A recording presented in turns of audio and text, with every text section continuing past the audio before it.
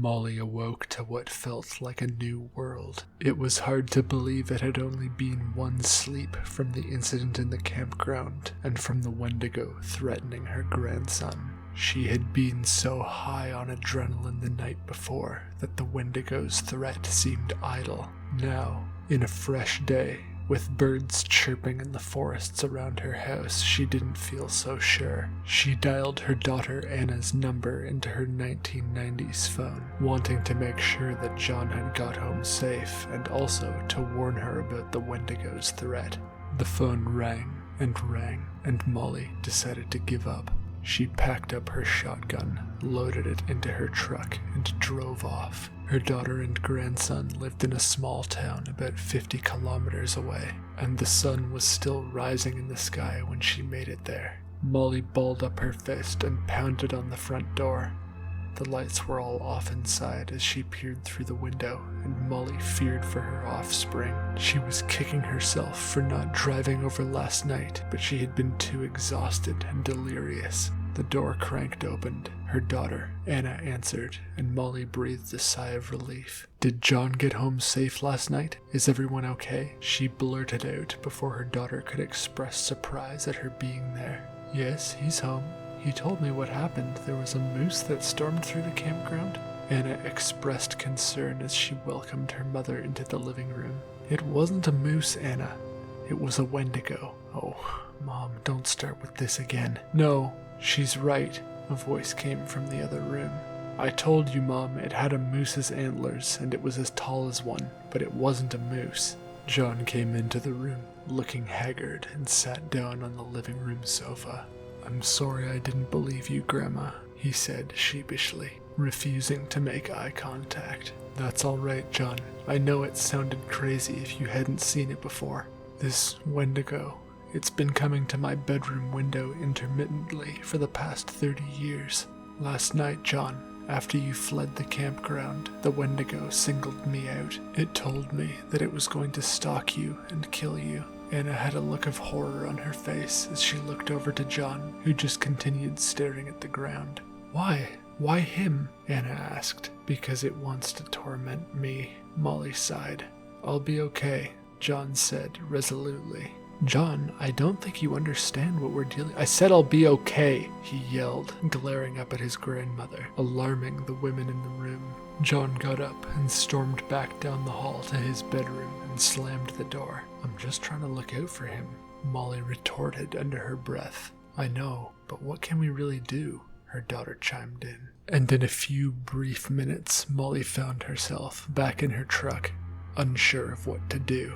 She started going back towards the highway, but it didn't feel right to go home. Molly made a big circle using the concession roads and parked in the ditch behind her daughter's house. On foot, toting her shotgun, she explored the forest. It was a much shallower forest than the one near her house, but at night all forests seemed equally monstrous. There were no signs that the Wendigo was already there in wait, at least. As night fell, Molly got back in her truck, grabbed a gas station sandwich, and parked a few blocks away, positioning herself so that she could see her daughter's house through her binoculars. Although she couldn't help but doze off a couple times, Molly remained fairly vigilant throughout the night, but it was calm and uneventful. In the morning, she saw John leave through the front door on his way to school. Her blood went cold. She realized if she were the Wendigo, this might be the optimal time to strike, to pick him off. Molly switched her truck into gear and followed at a distance. When John had safely entered the high school, she allowed herself to get some rest, tilting her seat back in the parking lot and taking a long nap. And at the end of the day,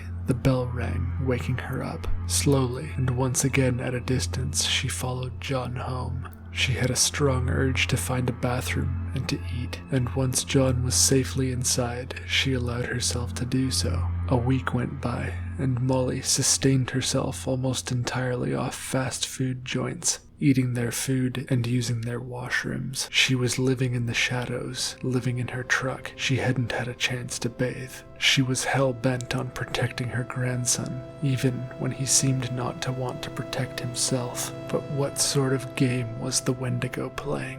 Why had he not emerged? There was a great distance between her daughter's house and the neighbors, and Molly could see through the gap into the forest behind, but she never saw any movement or any indication that the Wendigo was stalking her grandson. Did he even really know where her grandson lived? A moment of panic overcame Molly when she realized that she may have led the Wendigo to him. But then again, perhaps the creature only intended to psychologically torture her by telling her he would go after him. Perhaps all this watching and waiting, all this anticipation was his real plan to drive her mad, but she didn't care anymore. Going mad was a small price to pay for her grandson's well-being. The weekend rolled around again, and on Saturday night there was a disturbance in her daughter's front yard. A strange man came, walking across the grass, and knocked on the front door. Molly lifted her binoculars to see John open the front door and let the stranger inside. Must have been one of his friends from school, she thought. Sunday morning and no one left the house. Molly realized, of course, there's no school on the weekends. She allowed herself to head home, get a proper meal in, and a shower. And while there was still light in the sky, she examined the woods around and behind her own shanty. On nights when the Wendigo came to torment her, she would often hear it coming from that direction, but she had never before seen it during the day. And as she perused around her property line, again, no inkling of it came to her. Molly drove back into town early on Monday morning to chaperone her grandson's school walk from the shadows. Another boring, tedious week of watching and waiting transpired, and it felt as though madness had taken root ever so slightly more in Molly's mind. Saturday night came, and again there was a disturbance in the front yard of her daughter's house. It was a different young man this time that John led into the house. He certainly has an active social life, Molly thought to herself. And, knowing that John would now likely be inside playing video games for the next 36 hours, Molly headed home once again to get some sleep in her real bed. But after 4 weeks of this repeating pattern, Molly began to notice something strange. She had a good memory for faces, and she noted that while John was at school, he never hung out with any of the boys who she saw at his house on Saturday. They seemed too young for her daughter to be interested in them as potential suitors. What was going on? Molly decided she needed to get a closer angle of the house at night to better see in what was going on. She already knew she didn't have the best family dynamic with her daughter and grandson, and that if they caught her peeking, she would certainly be alienated further. Molly now had a new routine. She waited for midnight, got out of her truck, walked over to the house, and looked around behind it, to the yellow light pouring out of the window of her grandson's room. Sure enough, there was nothing in the forest, and Molly now began to suspect that her initial thought was true. The Wendigo's words themselves were the weapon used against her mind. This had all just been part of her torment, a device planted in her brain to draw a divide between her and her family members. Nevertheless, Molly's instincts told her to repeat her strategy at least until the next Saturday, and see what her grandson got up to in his room with these friends of his. Saturday night rolled around, and sure enough, at 8 p.m., a strange man was knocking on her grandson's door. Molly was patient. She waited until midnight, as usual, and then did her rounds with her shotgun. She walked across the sidewalk in front of the house, and then cut in across the grass behind. Something monstrous caught her eye, poking out of the shallow forest of the backyard. She could see its heavy breath in the autumn air and the dull red glow of its eyes. Its height made its antlers look like branches as they melded into the mouth of the forest. The Wendigo had a look of glee on its face as it stared in through her grandson's bedroom window, and then, turning to look at her, it beamed even brighter. The beast was too far for the shotgun to be effective, so Molly ran back around to the front of the house, screaming and pounding on the front door. The lights were off in the living room, and Molly couldn't see inside. She smashed the glass of the door and reached in to unlock it. barging inside to have her daughter Anna come screaming up to her. "Mom, what are you doing here?" "The Wendigo, it's here, it's out back. Where's John?" She tried to explain, panicked. Molly flicked on the lights to reveal the macabre mess that had become of the living room. John sat on the carpet on his hands and knees. The body of the man who had just entered the house lay in front of him. Chunks of his flesh had been ripped off. There was blood all over John's hands and dripping down his chin. There was acne all over his face and ulcers on his lips. "What have you done?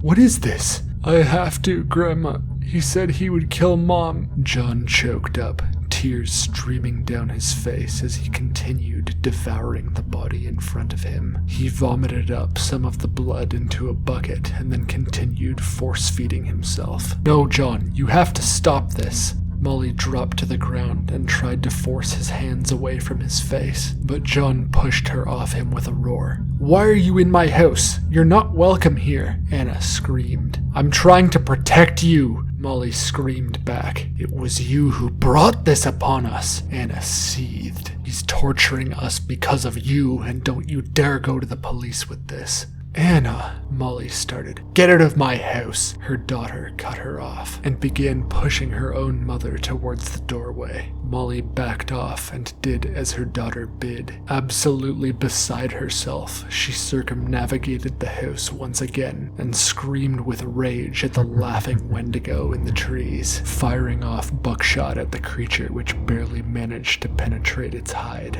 The Wendigo only laughed louder and ran off into the dark forest. Molly racked her brain as she walked back to her truck, trying to figure out when it had first come there. When had it had a chance to communicate with John? Of course, it could have been standing outside his window this whole time, every night, whispering to him, the way it did to her at her cabin. And Molly was just simply unable to see it from the angle she happened to choose. Maybe the beast had even threatened John as early as the night before she first arrived. Molly got in her truck and drove off back to her abode in the darkness, her eyes scanning the tree line for signs of the beast she so dearly hated. Naturally, she wasn't able to sleep that night as she lay in bed. She kept waiting for the Wendigo to come mock her, to come with some snide words. But dawn broke and she was left alone. Her whole day was spent in her living room, head humming